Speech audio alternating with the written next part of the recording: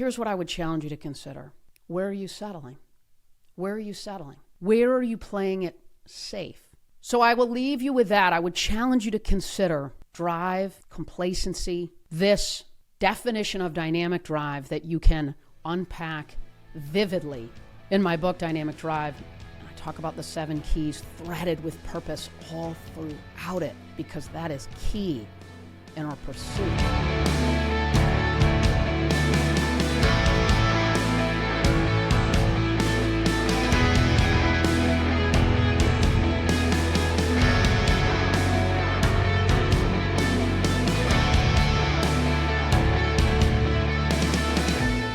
All right, game changers. Welcome. I am so glad you're here. You know, as I've said, this is an opportunity to dig into something, grab a nugget or two on a walk, on a drive to the airport, walking through the grocery store, knocking some things out. During a workout, my hope is to give you something actionable and tangible that you can deploy in your life. And so let's get right to it. I want to dig into something that I know so many of you have heard me talking a lot about lately, which is drive, dynamic drive, as I like to say. And at some level, why I wrote this book, Dynamic Drive, which releases September 3rd in just a couple weeks. And at some level, I want to share why and what I believe is an important thing to unpack around drive, around complacency, around settling. And in part of my passion stems from, I have seen firsthand in my own life the transformative effect of drive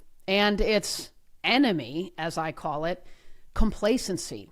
And I've seen the impact of dynamic drive, of what I would argue is a healthy and appropriate kind of drive, a more holistic drive. I've seen the effect that it can have on the lives of the people that I have been so blessed to represent, to work with, to know, to speak to connect with, be it athletes or coaches or business people, leaders, entrepreneurs, or you. I know the impact that it can have. And I also know the dangers of what I would call the enemy of dynamic drive, which is complacency. And here's what's important to just say on the front end. People think drive is something that you're born with. I've heard people, I've done so many podcasts and had so many different conversations about this, as of late, and certainly over decades. People will ask, well, is that something you're born with? Like, is that a little bit innate? Is it something, Molly, that you either have or you don't have? Drive. No. It is something that you can, that we can, that all of us can cultivate, that we can unlock in ourselves. And here's what's cool. When we do, and as we do, it's something we can consistently tap into. So, I'm a big fan of stories. So I'll tell you, growing up for me, I loved sports. I swam, I played basketball, and then I played tennis. And I really began to love tennis the most. And, I had some talent, but what I also found through the game of tennis and sort of through my life, and I'm not even sure that I realized at the time, but I was also tapping into a little bit of drive. I would say I had enough drive inside of me that I had cultivated.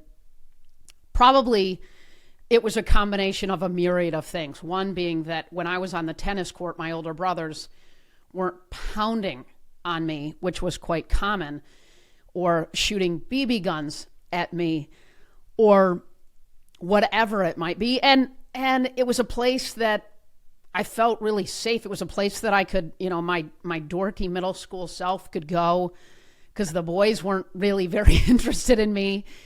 And it was a place that I could go and practice. And I began to fall in love with it. And so I had enough of it that I loved that as I progressed in through high school and then was approaching college, I had found at some level enough drive in me to take a shot at walking onto the Michigan State women's tennis team. And I mean, to say that I was like a complete and total, like on paper, no chance, right? To make this team. I mean, every girl on the team, I think, played in national tournaments.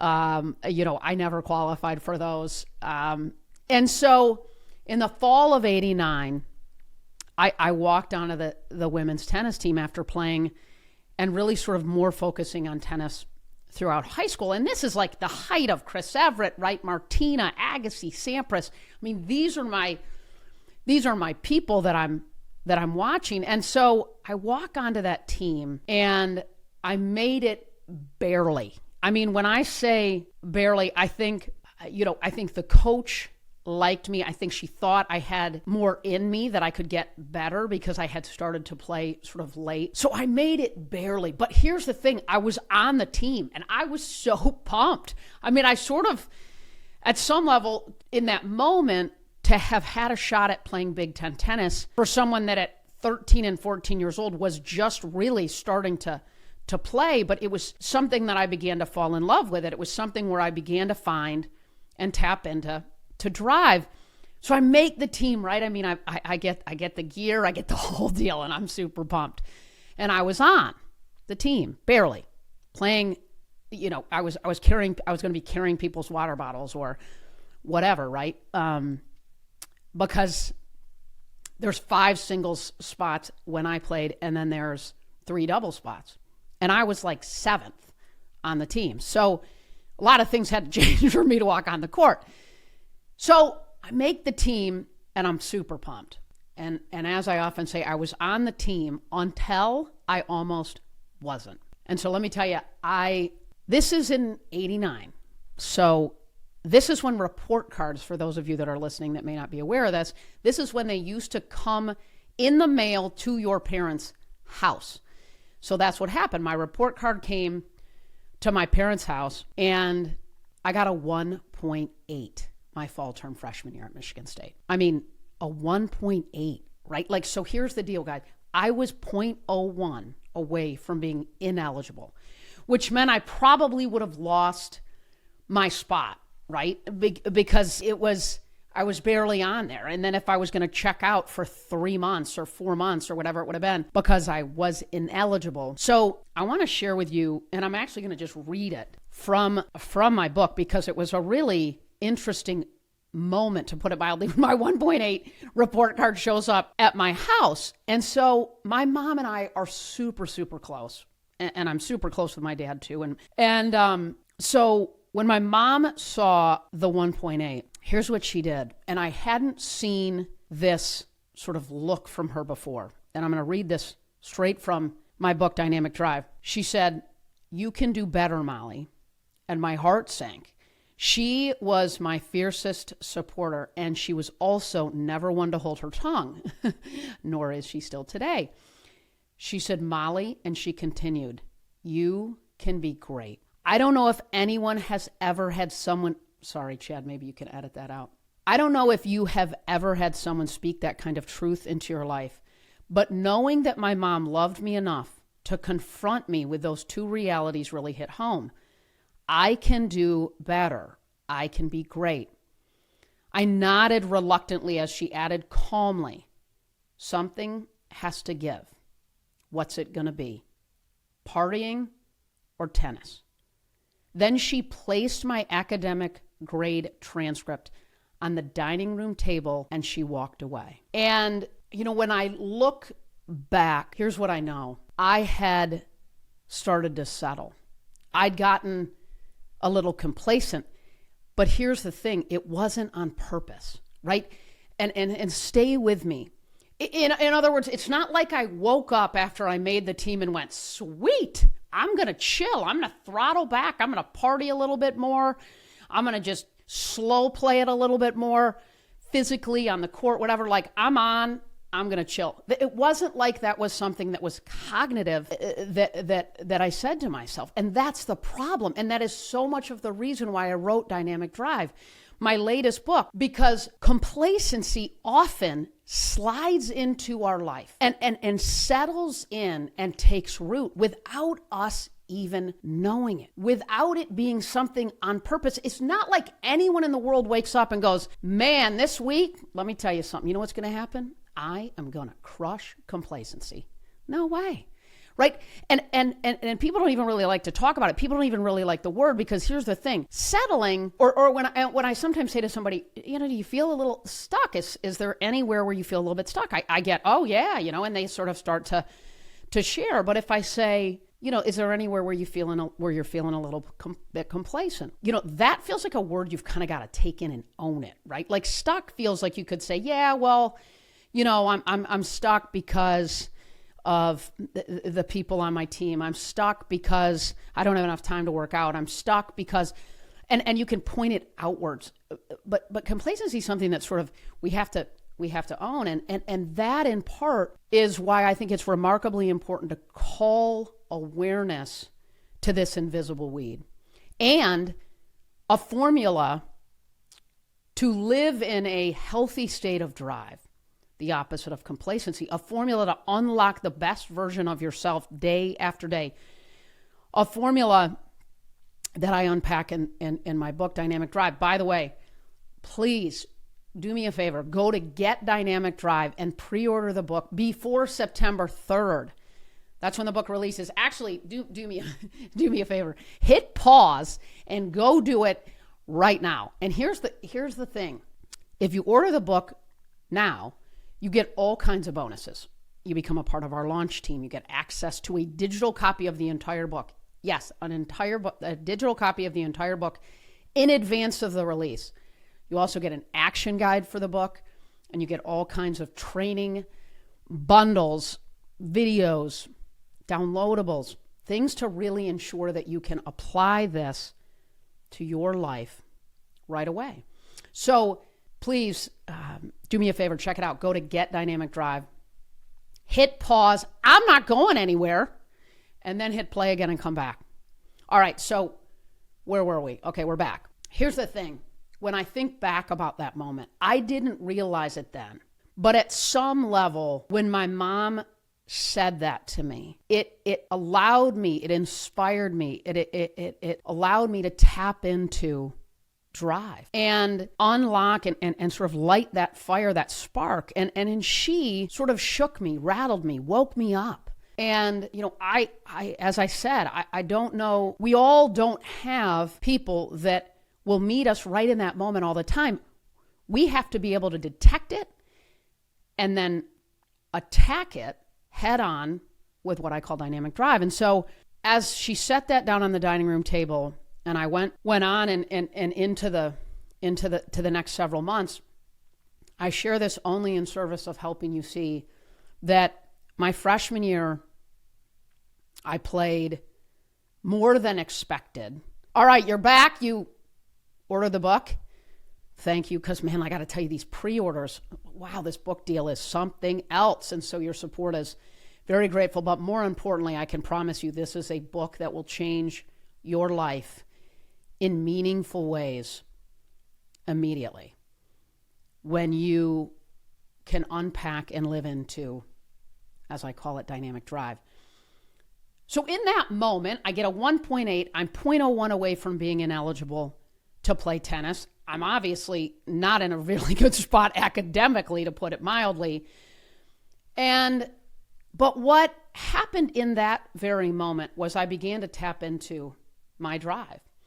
And thanks to my mom shaking me up a bit, I was able to do that. In my freshman year, I played a whole lot more than I was expected to play, in part because there was a couple injuries from some of the older girls. And what I found pretty quickly and immediately as I went into my second and third term of my freshman year, I was working out more. I was getting a little bit quicker on the court. I was anticipating on the court better. I was lifting weights a lot more in the student athlete gym. I was hitting on the ball machine or on the wall if other teammates weren't available. And I legit lived in the back corner of the second floor of the library at Michigan State to attempt to pull up my 1.8. Because you know what? Let me tell you something. You start there, it takes a hot second to get that bad boy up. And then my sophomore year, I contributed in both singles and doubles. And then my junior year, I got a partial scholarship, and I was nominated captain by my teammates. And And again, my senior year, I was on a full ride. And I share that merely because what it allowed me to do was, as I reflect back on that, I tapped into my drive. I suffocated that complacency that had started to creep in on the court. And I suffocated it as well relative to my grades. I 4.7 terms in a row and graduated with honors. So I'm passionate about drive. I'm passionate about its enemy, complacency, because of its invisible nature at some level. And I'm passionate about this book being something that allows you to recognize this invisible weed more quickly and to combat it with the 7 keys I break down in the book. Now, here's the deal. I would have survived, right, being cut from the tennis team. I mean, I would have probably beaten myself up for sure. And then I would have gone through the rest of my college experience kind of wondering what I would have been able to maybe do on the court. And I would have wondered that. I would have regretted it because I would have settled for sort of average. I might have settled if I hadn't unlocked the drive academically. I might have settled a little bit in the classroom. I would have gotten comfortable feeling good enough as I started my career, potentially. But I would have never known what I was capable of. And that would have been, in my opinion, the real loss. And what happens as we live our lives, as we go through our lives, as we go through stages and moments of our lives, as human beings, there's lots of moments in which we can unintentionally begin to settle, to throttle back. I'm forever grateful that my mom knocked a little sense into me in that moment. But I also know that as we continue to adult, if you will, we have to be able to recognize these moments on our own. We have to be able to see the triggers and recognize when we're starting to drift. And we have to understand the power of living into our fullest potential. I mean, like I said, I would have survived. I mean, hello, first world problem for sure. But I would have had a ton of regret. And you know what else I can tell you? Without a doubt, 100% it would have changed the trajectory of my life and career had I not stayed on that team. No question about it. Some of you have heard me tell my story about teaching tennis at an apartment complex for free. You know, my days as an agent, I mean, the tennis at Michigan State gave me a lens. And I share that only because I would have regretted it. And I don't want anyone in the world, wherever you are in the world, whether it's physically, mentally, emotionally, relationally, spiritually in your life, at any stage in your life, regardless of what you do in your life, I don't want anyone to unintentionally find themselves in that place, get past the point of recovery, and then be less than the best version of themselves. In service of the people in your life who matter most, in service of the legacy you want to leave. So here's what I would challenge you to consider. Where are you settling? Where are you settling? Where are you playing it safe? So I will leave you with that. I would challenge you to consider drive, complacency, this definition of dynamic drive that you can unpack vividly in my book, Dynamic Drive. And I talk about the 7 keys threaded with purpose all throughout it, because that is key in our pursuit. But in the meantime, consider this. Ask yourself those 2 questions. Where are you settling? Where are you playing it safe? All right, until next time, I'll see you soon. Don't hesitate. Hit me up at hello@mollyfletcher.com. Any topics, any ideas, any thoughts, any questions. I know at some point the questions are coming in, and at some point I'm going to do a couple solos with answering questions that you share. So don't be shy to throw those over the fence to me. I would love it. Thanks for your support of Dynamic Drive, but more importantly, it's a gift to a life that unlocks fulfillment and joy in the pursuit of the best version of yourself.